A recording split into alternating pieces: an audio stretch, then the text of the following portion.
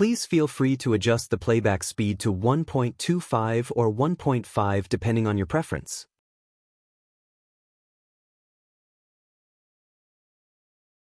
In a situation like this, even Jin-Woo finds himself overwhelmed and receives a brutal slash, reducing his health points to a critical level. The quest is becoming even more difficult with the knights spawning faster than before. Jin-Woo is in despair because of his inability to manage so many monsters at once. In this desperate situation, his tenacity skill kicks in. Jin-Woo assesses his current, despairing situation. He had vastly underestimated the difficulty of the quest and prematurely spent all of his points on the stealth skill, which was made useless by the mages. Now he doesn't have enough points to activate the rest of his skills. It's a situation so desperate that he's contemplating using the teleportation stone to opt out of the quest, because even he is starting to realize that the quest is too difficult for his current level to handle. However, the reality is that choosing the teleportation stone would mean sacrificing the hidden rewards of this quest. Jin-Woo's eyes desperately dart toward the timer, only to despairingly realize that only 5 minutes have passed since his suffering began. At this rate, there's just no way he's getting past these monsters alive. Clutching the teleportation stone in his hand, Jin-Woo is about to use it until one of the knights plows him with a powerful hammer, causing him to collapse on the ground. Left on the ground with no one to fend for him, Jin-Woo lays defeated as the knights move in to finish him off. But in his anger, he rises once more, replacing his previously hopeless eyes with a determined glare. Jin-Woo refuses to allow this to be his end. How could he? After all the crushing efforts he made, remembering that he was stuck at the very bottom of the dangerous world he knew, Jin-Woo only dreamt of clawing his way to the top. He, of all people, knew what it truly felt like, what it meant to be the definition of a weakling. He remembers the haunting words of his teammates calling him a useless E-ranker, a pathetic sight, and even a freeloader who only relied on his teammates. Filled with fury, Jin-Woo lashes out and takes another knight down. But still, there's no end to them. Even so, he reflects on the painful memories of the past, when he was dubbed the weakest hunter of humanity. A boy who constantly got injured and became a dead weight to his teammates. Someone who was used as a reference to gauge the difficulty of the dungeon. The voice of doubt starts creeping in, adopting the face of his friends, begging him to take it easy, to quit and relax, since he's already made so much progress. That is until Jin-Woo hears his own voice, the voice of the one he used to be. The weakling who now looks down on him for being overconfident and taking on a dangerous quest, telling him that he's only been lucky to have come this far as an E-ranker. At his lowest, Jin-Woo sees the person he used to be. Jin-Woo can't believe his eyes. He's seeing his own double from the past. His past self looks at him with disgust and horror. He thinks that the current Jin-Woo has only grown stronger in appearance, but the reality is different. The truth is, he's still a weakling. There's absolutely no difference between the two of them. After all, Jin-Woo has just allowed himself to be at the mercy of another life-threatening situation. Our boy tries to persevere, slamming a fist into the knight. However, the voice of doubt continues to discourage him, claiming that he'll forever be an E-ranker who forgot his own worth. Focusing on the quest, Jin-Woo tells his past self to just shut up. But unfortunately, he's wide open for an attack.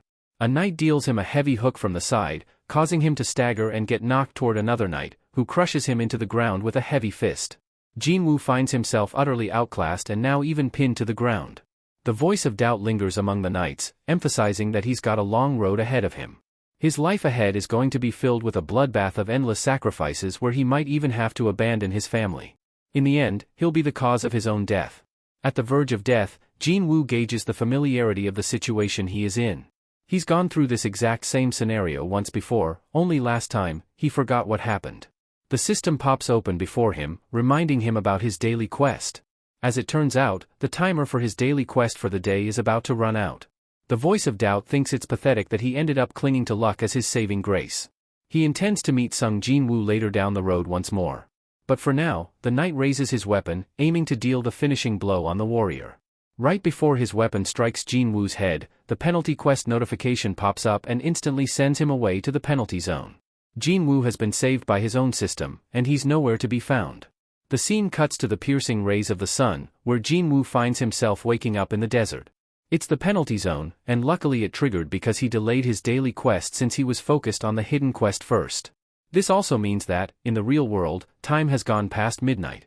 If that didn't happen just now, he would have certainly died with a fatigue level so high. He internalizes whether the system was rooting for him from the start because it knew the quest would be that much more difficult. Whether it was luck or coincidence saving him just now, Jin-Woo doesn't care. He pops open his shop and purchases a potion to take care of his sky-high fatigue level. He's never gone over 90 before, so he spends his gold on the best potion possible. With that, he does manage to reduce his fatigue levels quite a bit. However, his health is still the same, which enlightens him on the limitations of potions. They don't work when the player's health points are dangerously low. That's why his only option is to recover over time. Jin-Woo wonders if he could heal by leveling up in the penalty zone. After all, he has no reason to risk his life in the job change quest just to level up. Despite his flailing health points, Jin-Woo is motivated to knock some monsters down in his current state. The only problem being whether he'll face strong enough magic beasts, which will tempt him to level up. But as the towering centipedes emerge from the dunes, Jin-Woo realizes that he was just worried for nothing. The monsters roar at him while he leaps on top, casually slicing down on its head. He still remembers the words his past self left him with. But in order to meet him again, Jin-Woo has to make it out alive from this quest first. He's unafraid of facing pain, after all. It's only going to help him get even stronger. The penalty zone timer initiates for an interval of 4 hours. Let's go back to the human world for a second and see what Gina is up to. She's found herself distraught because of a bad dream and realizes that her big brother has yet to come home. Gina wonders if he's working or if this guy somehow ended up with a girlfriend. The second possibility seems impossible to her. Her only concern is that he shows up for the parent-teacher meeting on time. Gina drifts off to sleep, and we see that 4 hours have nearly passed since the quest began. Back to the penalty zone, only 15 minutes remain. Jin-Woo is still cutting his way past the centipedes, causing him to level up not once, but numerous times. Thanks to that, he was able to recover his health and strike level 51. He's back to full stats, and only 3 minutes remain until he's transported back. Jin-Woo thinks he should use this critical time to make preparations. Knowing that his current dagger, the Kasaka's Venom Fang, isn't strong enough to cut past the knight's armor, he checks the shop once more. There, he spots a bunch of powerful weapons, but among them is an expensive dagger called the Night Killer. At the price of 2.8 million gold, Jin-Woo obtains his shiny new Blade of Death, with an additional effect of dealing 25% more damage to knights. He also wraps his fist with bandages to avoid what happened with the teleportation stone. This time, Jin-Woo is determined to win. He also brings out the commander's touch rune stone he obtained from Igris. The hunter remembers how beating Tasik helped him gain the stealth skill, which excites him about what this stone will do. After the stone is crushed, Jin-Woo experiences a wave of aura and gains the commander's touch skill. This skill allows him to manipulate objects without coming into contact with them. In simple terms, it's telekinesis. The neat part about it is that it doesn't depend on mana points. Jin-Woo suddenly remembers that Igris once used this skill in their fight to grab his longsword. He attempts to cast the skill on the giant centipedes but finds himself limited by the skill's current level. Only 3 seconds remain, with Jin-Woo standing resolute with his current preparations. It's everything he could do, and now the rest depends on luck. The penalty quest ends and transports him right back to the army of knights, packed and waiting for him. Their numbers have increased by a lot since his last visit. The knights aggressively begin their attack, but this time, Jin-Woo easily slices and dices them with his fancy new weapon. He's cutting through them like paper, finding the amazing use of his new weapon instead of using his fists. He glances around to see what's going wrong. Despite beating so many of these knights, he has yet to gain a single experience point. The only reason he was able to level up in the penalty zone is because he took care of the dangerous centipedes. Even Igris gave him some level of experience. The system never told him that he wouldn't level up from this quest.